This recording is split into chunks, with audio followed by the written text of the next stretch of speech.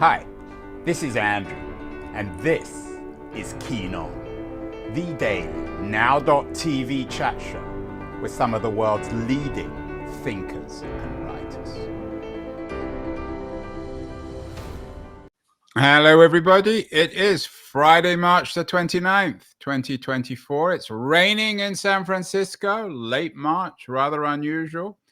And it's raining in Palo Alto, at least according to Keith Teare, whose newsletter, That Was the Week newsletter on tech is entitled Data-Driven Investing. And he begins his editorial saying, "It's Friday morning in Palo Alto.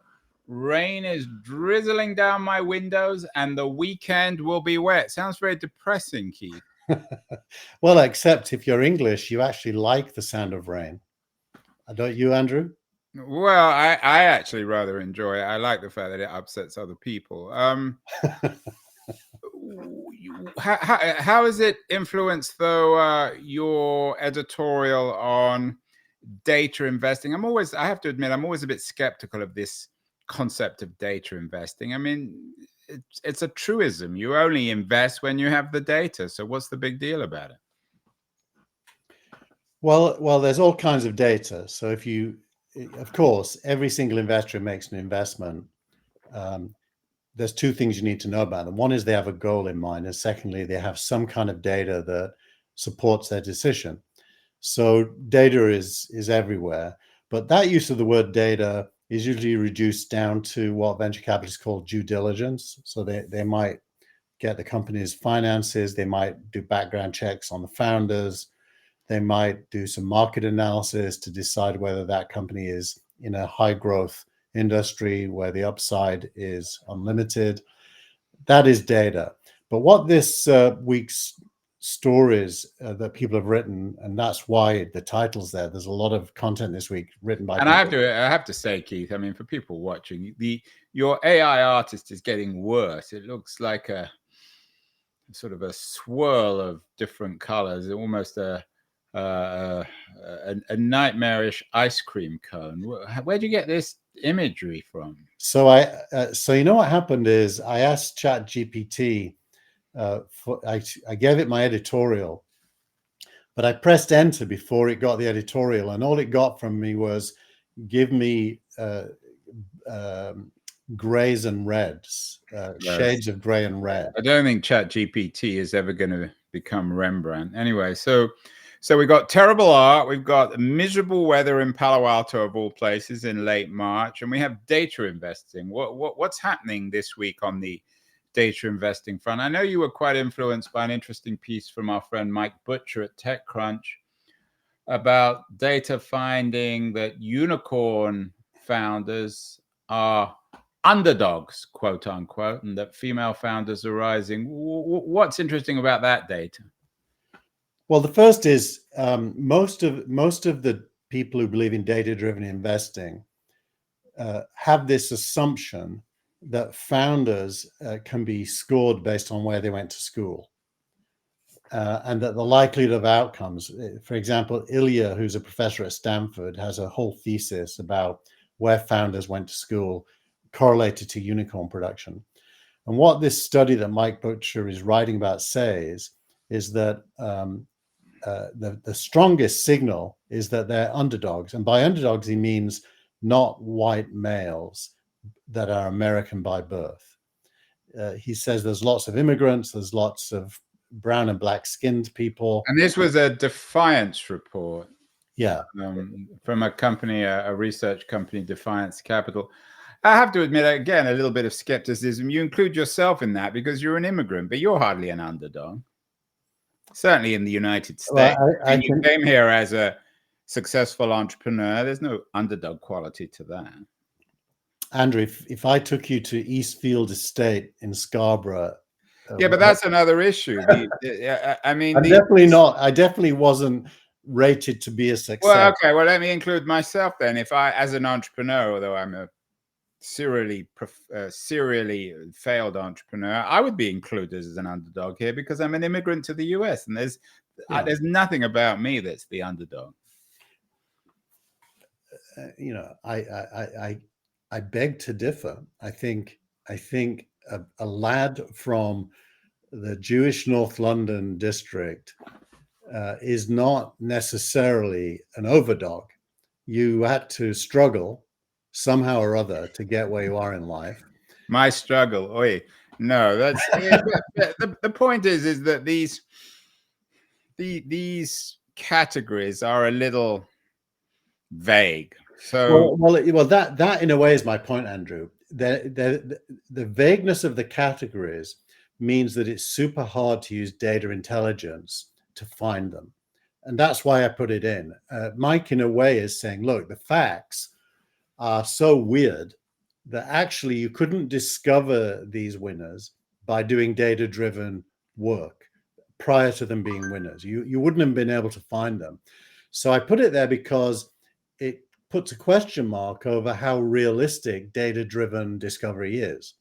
And so I thought it was a good... Isn't it sort of, the thing with these, knowing the ILIA research at Stanford, I mean, everybody knows that a lot of VCs invest in Stanford or Harvard grads. So that's a no-brainer. It is, but it doesn't correlate to success in the way they think it does. I mean, there is some correlation, obviously. There are some minority number of big winners went to good schools like Stanford. So there's obviously some correlation. But the real question is it better than what you would do by, randomly making decisions based on companies you meet? And the answer is no, it isn't. That's why the other article about the S&P 500 is so important. Right, and that was an interesting piece on the S&P 500.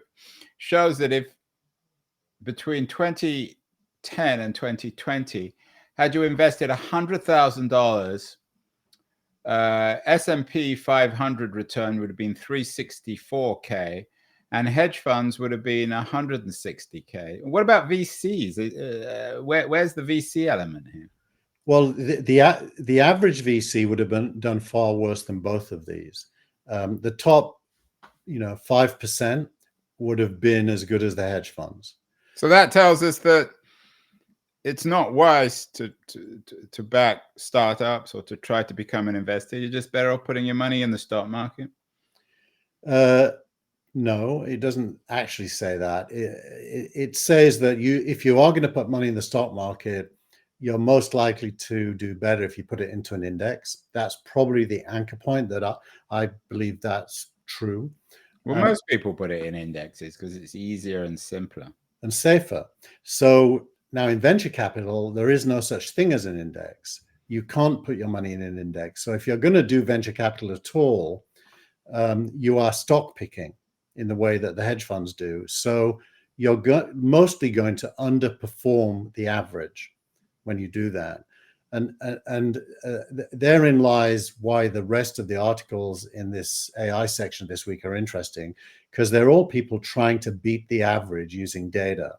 Which is always the case with investing, isn't it? I mean, if you can beat the average by 0.1%, then you become very rich. And if you don't, you lose all your money.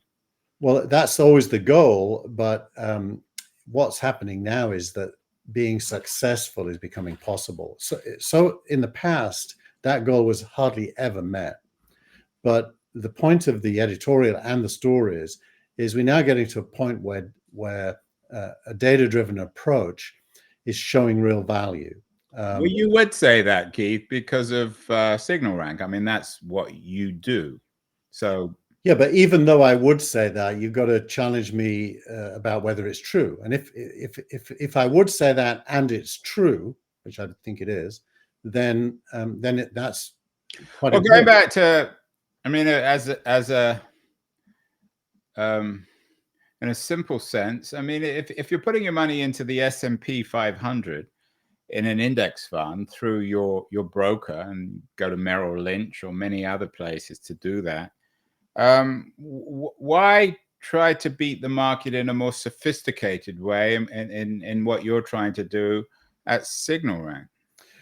Well, let's start with the fact that there is an asset class called venture capital, and it is their job to invest money and return more than they invested. So it doesn't really matter what I would do personally, but what we're assessing here is whether the venture asset class can be improved using data. and of course it should want the answer to be yes, if it's possible, because that's the job of the people in venture capital. Their job is to turn money into more money and return it and then do it again. So that tees up the question very well. Andre Reterath is in this week's newsletter a lot. He's based in Germany, and he runs Data-Driven VC newsletter, and he runs a VC fund called Early Bird. He's on the record for a long time talking about how to find what venture capitalists call alpha. And alpha is, the very best outcomes, using data as a filter in the selection process. So he's in there. Now, I don't think there's any evidence yet that he has been able to succeed at doing that. He's a strong advocate of it, but and I may be wrong. I haven't seen his outcome numbers. So I'm not sure he can do it. But it felt to me like this was a perfect moment for me to disclose the work I've been working on this week, which is building the next version of SignalRank, where I think we do it. We actually deliver on the promise. And so Andre and 2 or 3 other writers, plus SignalRank, are in the newsletter to compare and contrast approaches and likelihood of success. Well, the other news, Keith, this week is that Sam Bankman-Fried got sentenced to 25 years in prison. He used to promise that he knew how to beat the system. I'm not suggesting you're the next Sam Bankman-Fried, but what does this story tell us about promises of guys like SBF that they know how to beat the system? Well, I think it's fair to say his promises turned out to be true. What he was accused of was illegality when things went bad. But now that we're, a year or more past those events, it turns out that the investors in FTX are going to get their money back and then some, because the market in Bitcoin and other derivatives came back. But he still committed the crimes he committed, in his attempt to either cover up or save a bad outcome. A few months ago, we had the SBF conversation. I said to you, the guy's obviously guilty and he deserves to go to jail. And you said, well, he hasn't been tried yet. Let's wait to see what happens. Would you acknowledge that he's guilty and deserved a long prison term? I would acknowledge that he's guilty, and he had his moment to prove he wasn't and failed. So clearly he's guilty. But I think what he's guilty of is really bad judgment correlated to something less bad, which was an attempt to save a sinking ship. So the 25 years, if you compare that to the 110 years, which would have been the maximum sentence, but a lot more than the 5 years that would have been the minimum, one imagines that the judge strongly felt that the guilt was stronger than. I mean, what's your take on the argument that he was trying to do good and that he was funneling some of the money to effective altruism, and that he certainly was no Bernie Madoff buying jewels and cars and real estate? No, he definitely is not a Bernie Madoff. He's more of isn't saying much. He's on the spectrum, I would imagine, and from what I see, and I think he thinks he was trying to make things better.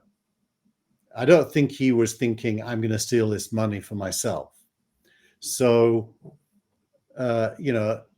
his awareness of the law and the lines he crossed seems to have been extremely poor in doing that. And so he made some judgments that were illegal, and he's been found guilty for that. But if you're his parents who are distraught, I think you would think of him as, a kind of a challenged good person as opposed to a bad person. Well, there's an element culturally also of farce here, where both parents teach at Stanford Law School. They teach tax law. they must have known that he was skirting the law, if not breaking it. Some people have accused them of being involved in this. Has the SBF, you're in Palo Alto, even if it's raining today, Keith, has this had any impact on how people think about their supposedly brilliant children and their startup endeavors? I think the answer is no. I mean, it's interesting. I have a friend who's in another part of the world who resigned from a very top financial institution this week in order to pursue a career that is in the crypto space. And this person is a very stable, smart, intelligent person who believes that his income, which is constrained in his current job, will become unconstrained as he makes this move. So crypto still is a trap. Is that your warning to this unnamed fellow that he should be a little bit more realistic? I think he's figured that out. I think he's grown up, so he'll make his own moves. But he does have children and a family, and he's taking a lot of risk. And crypto, therefore, still can do that. It can still attract talent, and that's because the promise of the upside is still very strong, as it is with data, by the way. In other news of the week, leaving aside SBF, some interesting stuff, Keith, about Apple. A couple of three pieces on Apple in that was the week newsletter. Two in particular that I was intrigued by, about the EU share of Apple's global revenue and whether or not Apple might simply say to the EU, it's not worth it. We're going to just leave the market. It's only 10% of the market. Is that conceivable that Apple would just shut the door on Europe, on the EU at least? Well, so it's 7% of their global revenues. Not Europe, the EU is 7% of their global revenues. And if the EU is fining them more than 7% of their global revenues, which it is, then pure economics will say, let's not be in the EU, which would deny EU citizens access to Apple hardware and software unless they buy it outside. So I don't think it's a crazy idea that they could do that. MG Siegler engages with that story in one of the other articles, and he definitely gives it some credibility, as does Daring Fireball.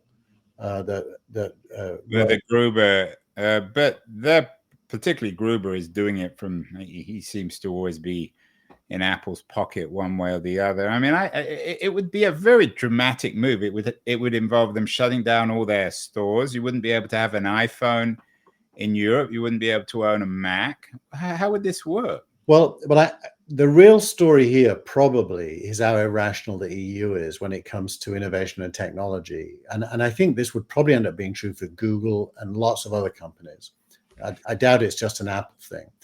The EU has taken on the mantle of fighting big tech to preserve the interests of its citizens. And what these articles expose is that there's a contradiction at the heart of that, because the EU isn't important enough for the fines it's wielding. The fines it's wielding, by the way, are enormous, because they fine companies based on their global revenue, and they fine them a percentage of their global revenue, even though the EU is just the EU. So the audacity of the EU in taking on big tech is very likely to backfire one way or another. Whether it means Apple won't be in Europe, I think, is a detail that doesn't really detract from the irrationality of the EU in how it's proceeding. And of course, our own FTC and DOJ seem to love the EU approach and are doing their very best in a very different way, because they're more savvy about what is legal and what isn't legal. They're not attacking these companies for the same things the EU is, but they are attacking them.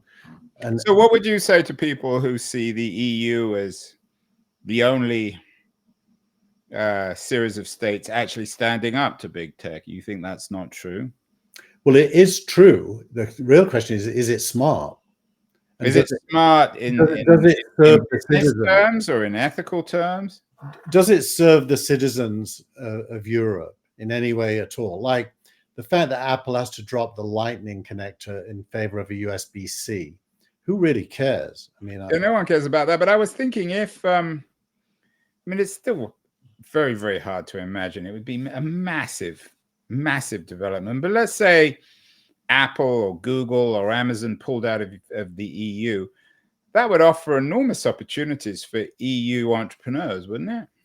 I doubt that, because they'd have to come up. If they could do something better than Apple, they already would be. You know, the most. That's not the point. I mean, if Apple's not there, then it gives them an opportunity to sell phones or app stores or Yeah, they'll sell Android services. but I guarantee those European citizens who are able to will still buy iPhones. They just won't buy them in the EU. They'll pay more because the iPhone's better. They want it. So it become like the old Soviet Union. People be smuggling in jeans, but rather than jeans, it's iPhones.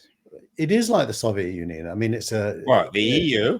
Well, when was the last time you went there? The EU government, from a regulatory point of view, let's be specific. I'm not making broad statements here, but from a regulatory point of view, it's a top-down bureaucracy acting without any mandate from its citizens. You're saying that the government of the EU, the government of the EU, is equivalent to the Soviet Union? Well, it's a centralized authority taking decisions. You're beginning to sound like Mrs. Thatcher, Keith. I don't know about that. Or that some of the other Brexit people. So are you suggesting that it was wise for the British to pull out?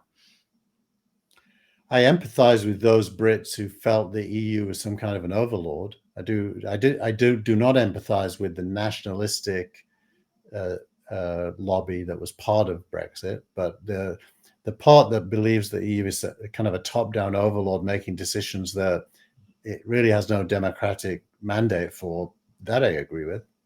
Do you think that Apple, though, even, I mean, I understand the point, well, maybe it's not worth it economically for us to be in Europe, but it's more than just economics. There's the value of having beautiful Apple stores in London and Paris and Rome. So it's hard to imagine, even in the worst case scenario, that Apple would simply pack its bags and leave the EU, isn't it? Well, remember, Tim Cook started life as a CFO. And if you're earning 7%, but they're fining you 10%, you know, you're paying to be in Europe. You're not making a cent. You're paying to be in Europe. And instead of them taxing you, they're fining you to get at your global revenues. I don't know that you can sustain that. Your shareholders actually should be angry with you if you do, because you're getting zero out of it. And I think the lesson here is the EU's got to become a little bit more smart about its fine scale. Well, I don't think the EU would be particularly concerned. I think, if anything, they might consider it a victory. So this reflects a broader splinternet. Last week, or a couple of weeks ago, we talked about TikTok and the US attempt to nationalize TikTok and a Cold War, economic Cold War, tech Cold War with China. Are we seeing then? A book was written a few years ago called Splinternet. A lot of people have always warned about this. Are we seeing the long-term fragmentation of the internet? I mean, we already know that there's a Russian internet, an Iranian internet, a Chinese internet. Is there about to become a European internet as well?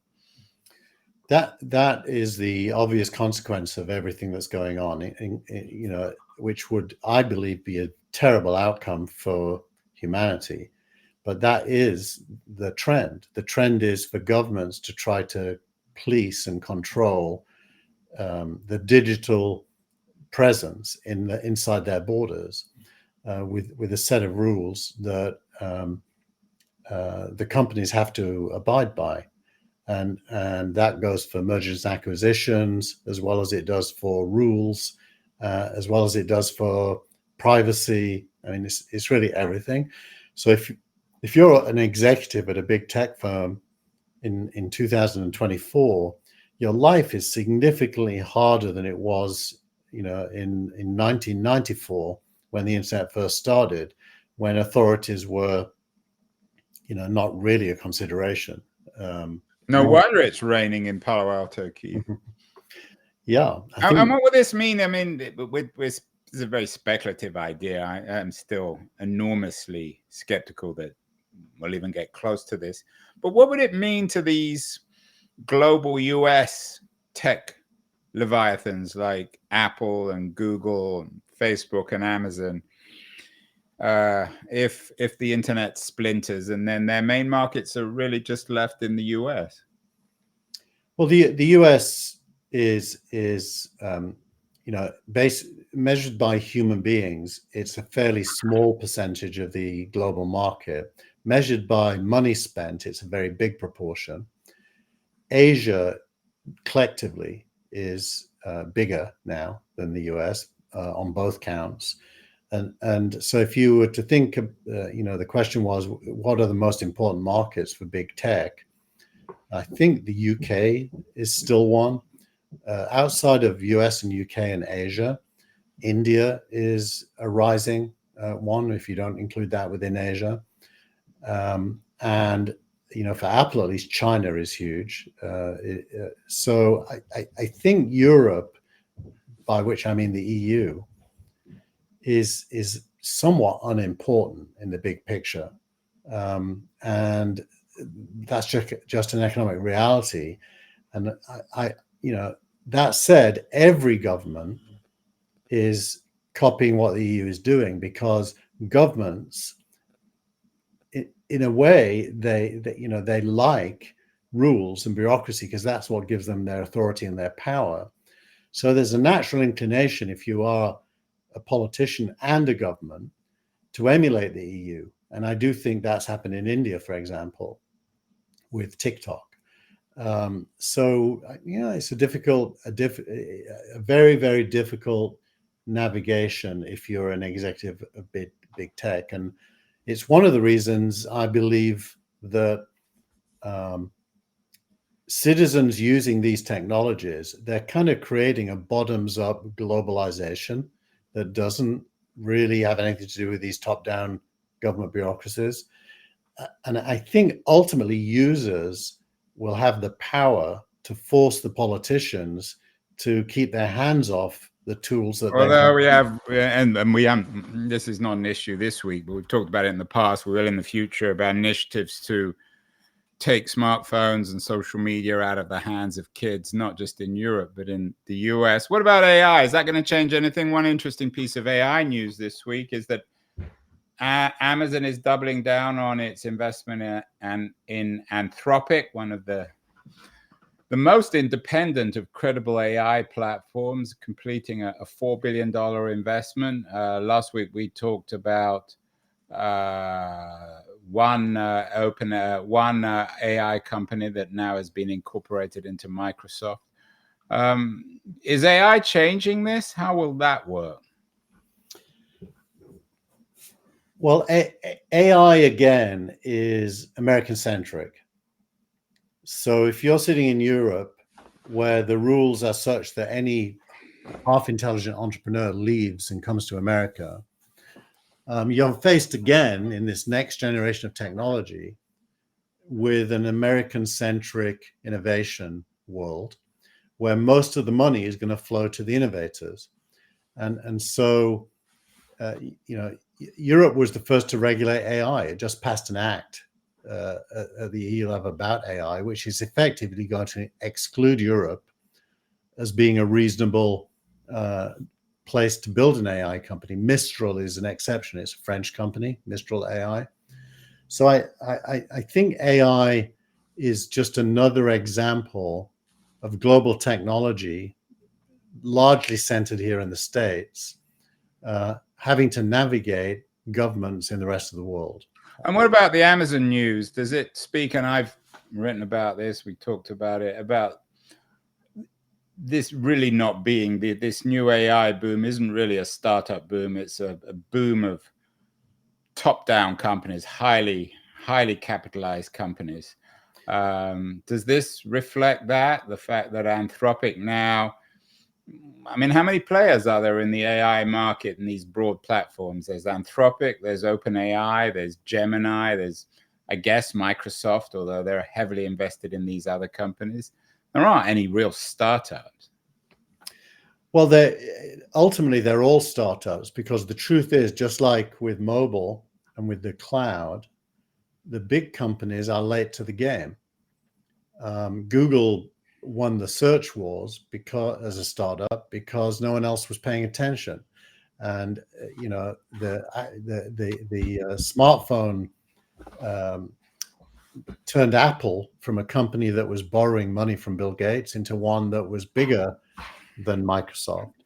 So, Apple was almost bankrupt when it got that investment from Bill Gates.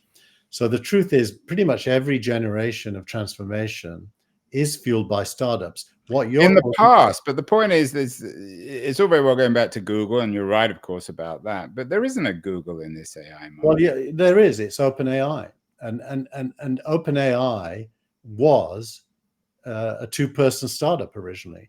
If you go back to 2015, and so the truth is that nobody believed it was possible to do anything close to what OpenAI launched last year until they launched it. And I don't know if you remember the gasping that went on with ChatGPT for version 1. Yeah, it's interesting about, I mean, we can talk about this another time, but it's interesting with OpenAI that the reason they were successful is they took a Google white paper and developed it. So yeah, now where in the same way, I guess, I'm sure Google originally borrowed ideas and white papers from Microsoft. Yeah, where you're right. And by the way, that speaks to the importance of open intellectual debate, publishing, learning from each other. The world can't really innovate without knowledge. And so that cross knowledge is super important. Where I'm going to agree with you is the price of entry to AI is now too high for startups. Sequoia Capital this week did this offsite. My video of the week is from it. And it had many of the founders of these companies speaking. And they talked a lot about what comes next. It's about 4 hours worth of material, all on YouTube. And I strongly recommend anyone interested in AI go and look at it. But Andrew Ng, who is in the video of the week this week, is probably the most prescient, spoke at length about the next stage. Now, the next stage is multiple AIs being used by users against and for each other. And he talks about how, you could use Anthropic and give it outputs from ChatGPT, and it will improve on them, and vice versa. You can even do self-referential. So you can go to ChatGPT and get an answer. You can give it its answer back immediately and say, can you improve on this? And it will. So the next stage is when AIs talk to AIs.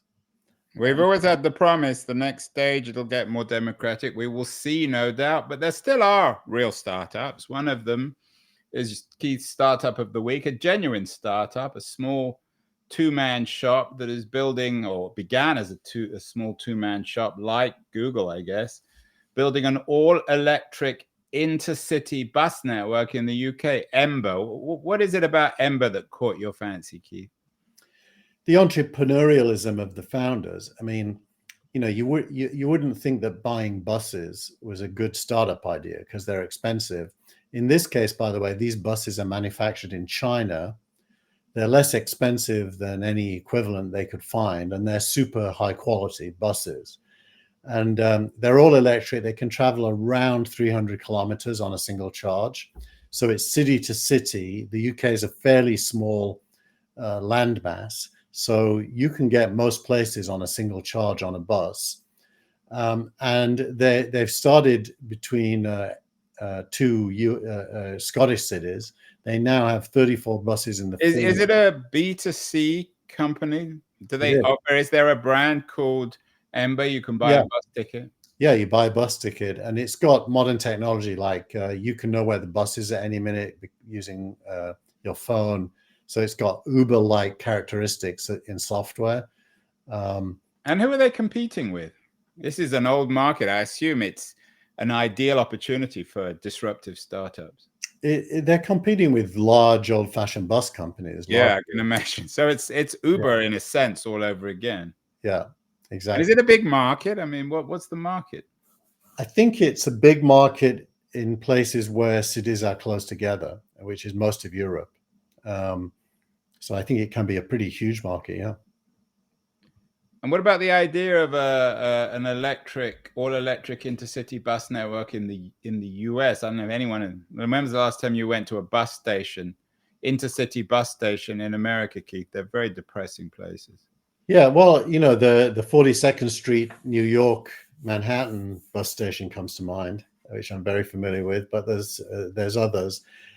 You know, I think American cities are too far apart. So until battery technology can take you roughly 600 miles, maybe 700, which it will, that's coming, then it's a little bit harder to imagine wanting to stop for 2 or 3 hours to recharge. Yeah, and does Ember have recharging networks? It just uses standard recharging networks that anyone could use. So if you're going from, I don't know, Glasgow to the north, you have to stop to recharge the bus? Not in the UK, because there aren't that many cities that are further apart than 300 miles. Interesting. Well, we'll keep our eyes on that. Finally, X of the week. It's not Elon Musk. Nothing to do with Elon Musk. It's the acquisition of Affinity by Canva. Tell us about this and why. Again, in a sense, it's another startup of the week. Yeah, I cheated. I wanted to make it startup of the week as well. Affinity is basically Adobe Photoshop and design tools, photo tools, and also Adobe Illustrator, which is a vector graphics tool. It's a British company that's built very, very high quality equivalents to those three pieces of software. And Canva is kind of like Figma that Adobe just failed to acquire due to regulations. So this is Canva, a startup, acquiring Adobe-like characteristics to compete with Adobe. Yeah, the lot of the press was about this. Described the Ars Technica described it as a non-subscription based weapon against Adobe. Is it a large market? You know, I paid a one-time fee of, I think it was $300 to buy the Affinity software about 3 years ago. All three, $99 per software piece. I use it because it's good, and I don't have to pay a subscription fee. So now every 3 or 4 years they create a whole new version, and they make me pay the $99 again. So they do get your money more than once, but it's several years apart. Do you think Adobe is vulnerable on this front, not just in photo apps, but in video as well? I think what Adobe, I think of Adobe as an old-fashioned company owning software that is going to go out of fashion at some point, or be commoditized in the way that Affinity is commoditizing. So, you know, DaVinci Resolve is also already better than Adobe Premiere for video, as is Final Cut Pro, I think. So almost every single piece of software Adobe owns is being commoditized or cloudified by Figma, Canva, and others. So I don't see long run how Adobe survives unless it does what Microsoft has done successfully, which is transition to a different kind of company with different kinds of software. In the case of Microsoft, it's Azure, the cloud, business intelligence software, stuff that is really good and scales, that makes it compete with Amazon and Google and others. So you're not particularly optimistic on Adobe. Interesting. And finally, Keith, both Ember, your startup of the week, Scottish-based company, and Affinity, they're British companies. Of course, you and I are British, so you have a particular knowledge of the British startup marketplace. You railed against the EU. Is post-Brexit Britain, is it a more innovative place? Would you have had Ember and Affinity in the UK if it was still part of the EU? That's a hard question. I mean, All my questions are hard. I will That's say, why I asked them.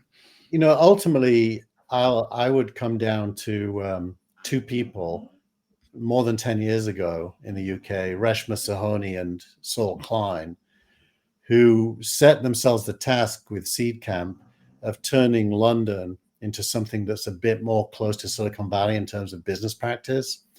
They've been quite successful and catalyzed a whole set of developments that lead to these two companies and many others even existing. So I think the credit goes to people like that. The government self-consciously seems to want to encourage that in the UK now. They're certainly not get in the way of it. And, that's very strong in fintech, where the UK has sandboxes, which are basically software environments where, for example, banks or insurance companies are forced to make the interfaces available to developers to build new stuff that competes with them. So the UK does have a kind of a more open, competitive feel to it. And certainly if in this dramatic worst case scenario, the big US tech companies decided to leave the EU, it would be a wonderful business opportunity for the UK. Yeah. Oh, yeah, absolutely.